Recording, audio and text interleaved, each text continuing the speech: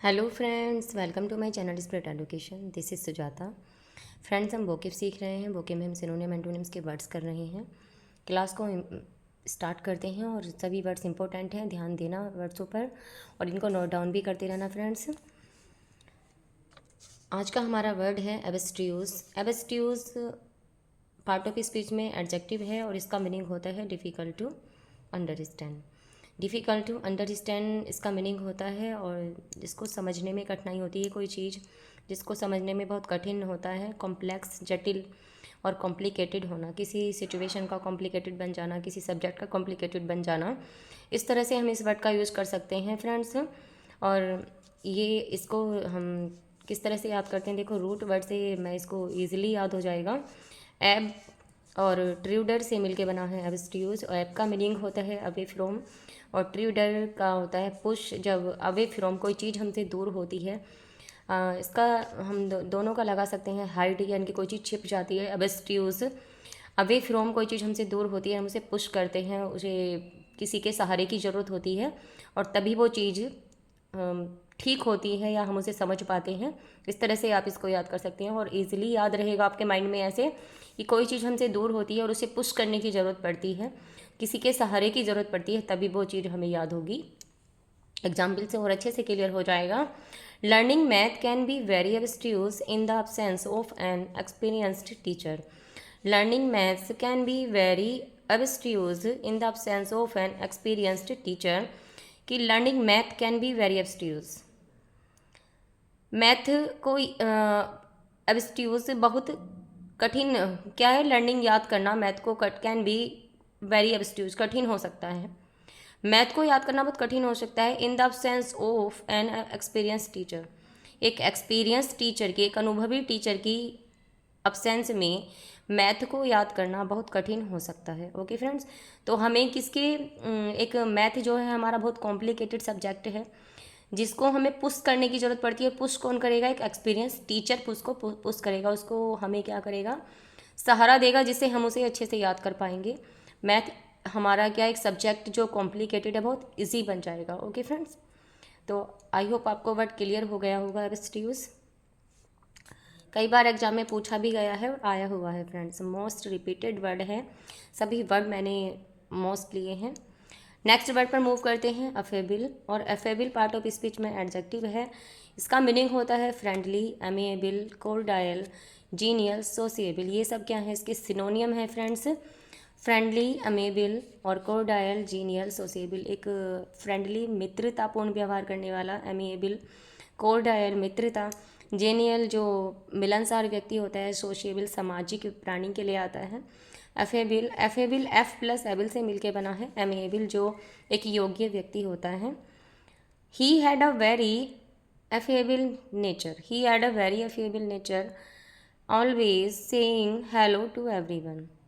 He had a very affable nature, उसका nature बहुत ही जेनियल है, मिलनसार है, फ्रेंडली है। Always saying hello to everyone, वह प्रत्येक से हेलो कहता है, हमेशा हमेशा वो प्रत्येक से क्या कहता है? हेलो कहता है। आई होप क्लियर हो गया होगा वर्ड आपको। नेक्स्ट वर्ड है अफेक्शन। और अफेक्शन वर्ड आता है स्नेह के लिए, प्यार के लिए, आ ग्रेट फीलिंग, जो ग्रेट फीलिंग हमें शो करता है। सी felt affection for the lady, C felt affection for the lady, वह उस लेडी के प्रति, उस लेडी के प्रति बहुत अच्छा फील करती है। ओके फ्रेंड, वो क्या है? उसे ग्रेट फीलिंग है उसके लिए, उसके प्रति क्या है? उसको बहुत ग्रेट फीलिंग है। तो आई होप आपको क्लियर हो गया होगा वर्ड। अफर्म आता है पार्ट ऑफ स्पीच में, वर्ब है अफर्म और इम्पोर्टेंट है वर्ड। अफर्म आता है एक दृढ़तापूर्वक कहना। इसका मीनिंग होता है दृढ़तापूर्वक कहना, किसी चीज़ की पुष्टि करना, दृढ़तापूर्वक कहना। A state something as a true, दृढ़तापूर्वक कहना, किसी चीज़ को हम जब दृढ़तापूर्वक कहते हैं उसकी पुष्टि करते हैं, उसके लिए वर्ड आता है affirm. The suspect affirmed that he had been at home all evening, the suspect affirmed that he had been at home all evening. Affirm यहाँ पर V2 है, वर्ब की सेकंड फॉर्म है फ्रेंड्स। तो द सस्पेक्ट संदिग्ध ने affirmed पुष्टि की, उसने क्या पुष्टि की, that he had been at home all evening, कि वह पूरी शाम घर पर था। संदिग्ध ने पुष्टि की, अफर्म्ड की, पुष्टि की कि वह पूरी शाम घर पर था। और नेक्स्ट अफर्म का मीनिंग है, अफर्म पार्ट ऑफ स्पीच में मैंने आपको वर्ब बताए हैं, और इसका meaning to publicly show your support, publicly अपना सपोर्ट दिखाना, पब्लिकली अपना सपोर्ट दिखाना, इसके लिए भी अफर्म वर्ब आता है।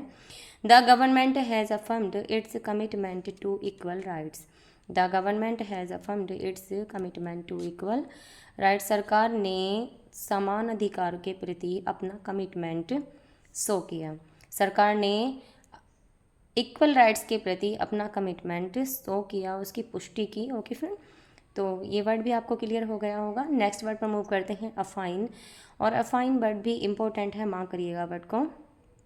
अफाइन रिलेटिव बाय मैरिज, ये वर्ड क्या है, पार्ट ऑफ स्पीच में नाउन है, और ये मैरिज से संबंधित है। रिलेटिव बाय मैरिज, सगे संबंधी की शादी से संबंधित। रिलेटिव को हम किन भी कहते हैं, किन बाय मैरिज, कि सगे संबंधी की शादी से संबंधित है। हम इसमें यहाँ पर आप brother in law, sister in law आप इसको कह सकते हैं, और ये पूरा कंप्लीट क्या होता है, नाउन कंपाउंड कहलाता है फ्रेंड्स, ब्रदर इन लॉ।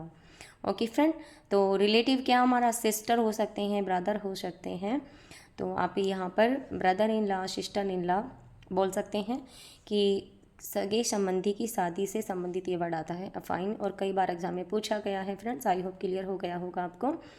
तो मैंने आपको ये कुछ वर्ड्स कराए, सभी वर्ड्स इंपॉर्टेंट हैं फ्रेंड्स, इनको नोट डाउन करिएगा अपनी नोटबुक में, और कंटिन्यू रिवाइज भी करते रहिएगा अपनी क्लासेस जो मैं आपको करा रही हूँ, और इनको नोट डाउन भी करते रहिएगा, प्रॉपर नोट्स तैयार करते रहिएगा अपने। आई होप आपकी तैयारी भी अच्छी चल रही होगी फ्रेंड्स, और वीडियो को लाइक ज़रूर करना, लाइक करना ना भूलना, और जिन्होंने अभी तक चैनल सब्सक्राइब नहीं किया है वो चैनल को भी सब्सक्राइब कर लें, अपने दोस्तों में ज़्यादा से ज़्यादा शेयर करें फ्रेंड्स, जिससे सभी लाभ उठा सकें इसका। ओके फ्रेंड, नेक्स्ट वीडियो में मिलते हैं। Thanks for watching, take care, bye bye.